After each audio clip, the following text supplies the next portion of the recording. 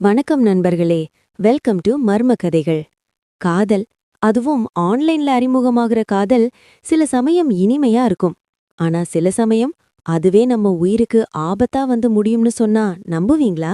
குறிப்பா வேலண்டைன்ஸ் டே அன்னைக்கு ஒரு பொண்ணு தனக்கு அறிமுகமான ஒரு பையனை நம்பி தன் வீட்டுக்கு வர சொன்னா, ஆனா அன்னைக்கு ராத்திரி அவன் பண்ணுன காரியம் நினைச்சாலே உடம்பெல்லாம் நடுங்குது. ஒரு அழகான சாயங்காலம் எப்படி ரத்தமும் அருவருப்பும் கலந்த ஒரு பயங்கரமான இரவா மாறுச்சு. அவனை ஏன் போலீஸ் கூட பிடிக்க முடியல? இந்த கதைய கேக்கறதுக்கு முன்னாடி உங்க வீட்டு கதவு பூட்டி இருக்கான்னு செக் பண்ணிக்கோங்க. மறக்காம நம்ம மர்ம கதைகள் சேனலை சப்ஸ்கிரைப் பண்ணிடுங்க. அப்படியே அந்த லைக் பட்டனையும் தட்டி விட்டுடுங்க. வாங்க கதைக்குள்ள போலாம். என் பேரு ஸ்வேதா. நான் கோயம்புத்தூர்ல இருந்து சென்னைக்கு காலேஜ் படிக்க வந்த பொண்ணு. 2018ல காலேஜ் ஃபர்ஸ்ட் இயர் படிச்சுட்டு இருந்தப்போ நடந்த சம்பவம் இது. நான் படிச்சது ஒரு பெரிய பிரைவேட் காலேஜ். ஆரம்பத்துல ஹாஸ்டல்ல தங்கியிருந்தேன். ஆனா அங்க சாப்பாடு, சுதந்திரம் எல்லாம் செட் ஆகாததால செகண்ட் செமஸ்டர் ஆரம்பிச்சப்போ வெளியே தனியா ஒரு அபார்ட்மெண்ட் எடுத்து தங்க ஆரம்பிச்சேன். வீடு கொஞ்சம் சின்னதுதான், ஆனா எனக்கு பிடிச்சிருந்தது. வாடகையும் கம்மி. நான் சென்னைக்கு புதுசென்றதால எனக்கு பெருசா ஃப்ரெண்ட்ஸ் யாரும் இல்ல. அதனால தனிமை போக்கிக்கவும் கொஞ்சம் ஜாலியா பேசவும் நான் டிண்டர் ஆப் யூஸ் பண்ண ஆரம்பிச்சேன். அங்க ஒரு பையன் அறிமுகமானா. அவன் பேரு கார்த்திக். பார்க்க நல்லா இருப்பான், பேசுறதும் டீசெண்டா இருந்தது. நாங்க கொஞ்ச நாள் சேட் பண்ணோம், அப்புறம் டேட்டிங் கூட போனோம். ஆனா போக போக அவன் நடவடிக்கை மாற ஆரம்பிச்சுது. ஆரம்பத்துல செல்லமா கிண்டல் பண்ணவன் அப்புறம் ரொம்ப ஓவரா மனசு நோகுற மாதிரி பேச ஆரம்பிச்சான். ஒரு கட்டத்துல எனக்கு அவன் மேல இருந்த ஈர்ப்பு போயிருச்சு. செமஸ்டர் லீவுக்கு நான் ஊருக்கு போயிட்டு வந்தப்போ நாங்க பிரிஞ்சிடலாம்னு முடிவு பண்ணோம். அவனும் அதுக்கு ஓகே சொல்லிட்டான். அது சுமூகமா முடிஞ்சது. எனக்கு நிம்மதியா இருந்துச்சு. கொஞ்ச நாள் சோகமா இருந்தேன். ஆனா வேலண்டைன்ஸ் டே நெருங்க நெருங்க எல்லாரும் ஜோடியா சுத்துறத பார்த்து எனக்கு மறுபடியும் லேசா தனிமை வாட்டுச்சு. சும்மா டைம் பாஸ் பண்ணலாம்னு மறுபடியும் டிண்டரை ஓபன் பண்ணேன். அப்போதான் அர்ஜுன் எனக்கு அறிமுகமானா. அர்ஜுன் பார்க்க ரொம்ப அழகா இருந்தான். மாநிறம், நல்ல உயரம், கண்ணாடிலாம் போட்டுக்கிட்டு படிப்ஸ் மாதிரி இருப்பான். அவனும் என்னோட காலேஜ்ல என் டிபார்ட்மெண்ட்ல தான் படிக்கிறேன்னு சொன்னான். அதுவும் என் பெஸ்ட் ஃப்ரெண்ட் ரம்யா எடுக்கிற அதே கிளாஸ்ல அவனும் இருக்கான்னு சொன்னான். ஆனா புதுசுன்றதால அவனுக்கு யாரையும் தெரியலையாம். சரி, நம்ம வேவ் லெங்த் ஒத்துப்போகுதேன்னு அவன்கிட்ட நிறைய பேசினேன். அவனும் என்னைய மாதிரி பார்ட்டி பப்னு போற ஆள் இல்ல. அமைதியா படம் பாக்குறது, பீச்சுக்கு போறது தான் அவனுக்கும் பிடிக்கும்னு சொன்னான். 1 மணி நேரம் சேட் பண்ணதுக்கு அப்புறம் நாங்க ஸ்னாப் சாட் ஐடி மாத்திக்கிட்டோம். அன்னைக்கு வேலண்டைன்ஸ் டே, வியாழக்கிழமை. மறுநாள் எனக்கு கிளாஸ் இல்ல. அவனுக்கும் லீவுன்னு சொன்னான். சோ அன்னைக்கு ஈவினிங் மீட் பண்ணலாம்னு பிளான் பண்ணோம். எல்லாமே நல்லா தான் ஆரம்பிச்சுது. நாங்க பெசன்ட் நகர் பீச்சுக்கு போனோம். அப்புறம் ஒரு நல்ல ரெஸ்டாரண்ட்ல சாப்பிட்டோம். சத்யம் தியேட்டர்ல படம் பார்த்தோம். எல்லாம் முடிச்சு ராத்திரி ஆகும்போது அவன் வீட்டுக்கு போக ரொம்ப தூரம்னு சொன்னதால பரவாயில்ல, என் அபார்ட்மெண்ட்ல தங்கிக்கோன்னு நான் சொன்னேன். ஏன்னா வெளிய நல்ல மழை வேற பெஞ்சிட்டு இருந்துச்சு. அவனும் சரின்னு சொல்லிட்டான். அன்னைக்கு ராத்திரி நாங்க ரொம்ப சந்தோஷமா இருந்தோம். எல்லாம் முடிஞ்சு ஒரு மணி வாக்குல தூங்க போனோம். எனக்கு எப்பவுமே தூக்கம் அவ்வளவு ஆழமா வராது. அதுவும் பக்கத்துல யாராவது இருந்தா சட்டுன்னு முழிச்சுப்பேன். ராத்திரி 3 மணி இருக்கும். அர்ஜுன் எழுந்திருக்கிற சத்தம் கேட்டு நான் முழிச்சேன். அவன் பாத்ரூம் போறான்னு நினைச்சேன்.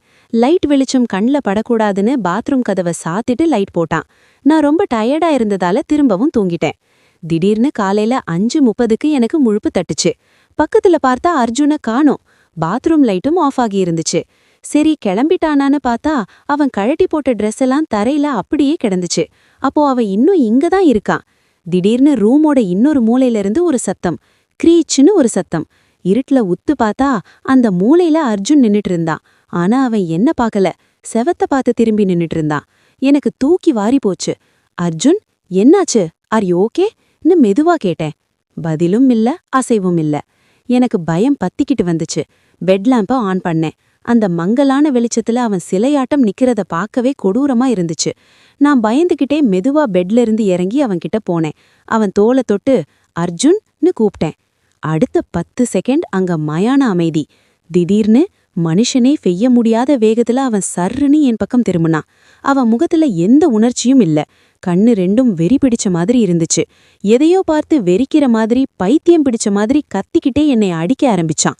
ஆன்னு கத்திக்கிட்டே என் மேல கையோங்கினான். அவன் அவ்வளவு பலசாலி இல்ல. ஆனா அந்த சூழ்நிலை, அவனோட அந்த வெறித்தனமான கத்தல் எனக்கு உயிர் பயத்தை கொடுத்துச்சு. நான் தடுமாறி பின்னாடி போய் பெட்ல விழுந்தேன். அவனும் என் மேல ஏறி வந்து அடிச்சான்.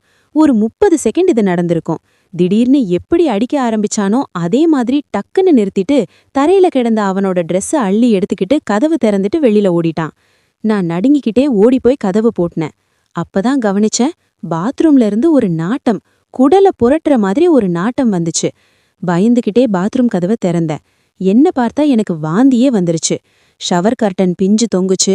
என்னோட மேக்கப் கேட் சோப்பெல்லாம் சிதறி கிடந்துச்சு. தரை முழுக்க ஈரம். அதை விட கொடுமை, அவன் பாத்ரூம் கண்ணாடியில மலம் பூசி வச்சிருந்தான். அது பார்க்கவே அவ்வளவு அருவருப்பா பயங்கரமா இருந்துச்சு. உடனே போலீஸுக்கு ஃபோன் பண்ணேன். அவங்க வந்து விசாரிச்சாங்க. அவனோட டிண்டர், ஸ்னாப்சாட் எல்லாத்தையும் செக் பண்ண சொன்னாங்க. ஆனா அவன் எல்லாத்தையும் டெலீட் பண்ணிட்டு ஓடிட்டான். அவனோட ஒரே ஒரு போட்டோ, அதுவும் அவன் ஸ்னாப்சாட் ஃபில்டர் போட்டு எடுத்த போட்டோ மட்டும்தான் என்கிட்ட இருந்துச்சு. அதை வச்சு போலீஸால ஒன்னும் பண்ண முடியல. போலீஸ் அன்னைக்கு ராத்திரி தனியா இருக்க வேண்டாம்னு சொன்னாங்க. அதனால நான் என் ஃப்ரெண்ட் ரம்யாவை கூப்பிட்டேன். அவகிட்ட நடந்தது எல்லாத்தையும் சொன்னேன். அவகிட்ட அர்ஜுனோட போட்டோவை காட்டினேன். அவ அதை பார்த்துட்டு, இப்படி ஒருத்தன் என் கிளாஸ்லயே இல்லையேடின்னு சொல்லிட்டா. அப்போ அவன் என்கிட்ட சொன்னது எல்லாமே பொய். அவன் பேரும் அர்ஜுனான்னு கூட தெரியல. அன்னைக்கு ராத்திரி ரம்யாவும் நானும் பயந்து போய் தூங்கணும். மணி 3 இருக்கும். யாரோ என் வீட்டு கதவை வெளியே இருந்து திறக்க முயற்சி பண்ற சத்தம் கேட்டுச்சு. கதவு கைப்பிடியே யாரோ முறுக்குற சத்தம். ஒரு நிமிஷம் அந்த சத்தம் கேட்டுச்சு, அப்புறம் நின்றுச்சு. நான் மெதுவா போய் லென்ஸ் வழியா பார்த்தேன். அங்க யாருமே இல்ல. அதுக்கப்புறம் எந்த சம்பவமும் நடக்கல. ஆனா இன்னைக்கு வரைக்கும் ராத்திரி 3 மணி ஆனா எனக்கு தூக்கமே வராது. அவன் யாரு, எதுக்காக அப்படி பண்ணா, அவன் மனுஷனா இல்ல சைக்கோவா, இதெல்லாம் நினைச்சா எனக்கு இன்னும் உடம்பு நடுங்குது. கேக்கும்போதே அருவருப்பாவும் பயங்கரமாவும் இருக்குல்ல. ஆன்லைன்ல பழகுறவங்கள வீட்டுக்குள்ள அனுமதிக்கும் போது எவ்வளவு ஜாக்கிரதையா இருக்கணும்னு இதுல இருந்து தெரிஞ்சுக்கோங்க. அந்த அர்ஜுன் யாருன்னே தெரியாம போனதுதான் இதுல பெரிய ட்விஸ்ட். இந்த கதை உங்களுக்கு பிடிச்சிருந்தா மறக்காம லைக் பண்ணுங்க. இது மாதிரி இன்னும் நிறைய திகழ் சம்பவங்கள், அமானுஷ்ய கதைகளை தெரிஞ்சுக்க நம்ம மர்ம கதைகள் சேனலை சப்ஸ்கிரைப் பண்ணுங்க. பக்கத்துல இருக்கிற பெல் ஐகானையும் கிளிக் பண்ணுங்க. அப்பதான் அடுத்த வீடியோ போட்டா உடனே உங்களுக்கு நோட்டிபிகேஷன் வரும். அடுத்த வீடியோல இதை விட ஒரு மர்மமான சம்பவத்தோட உங்களை சந்திக்கிறேன். அதுவரைக்கும் உஷாராயிருங்க. நன்றி, வணக்கம்.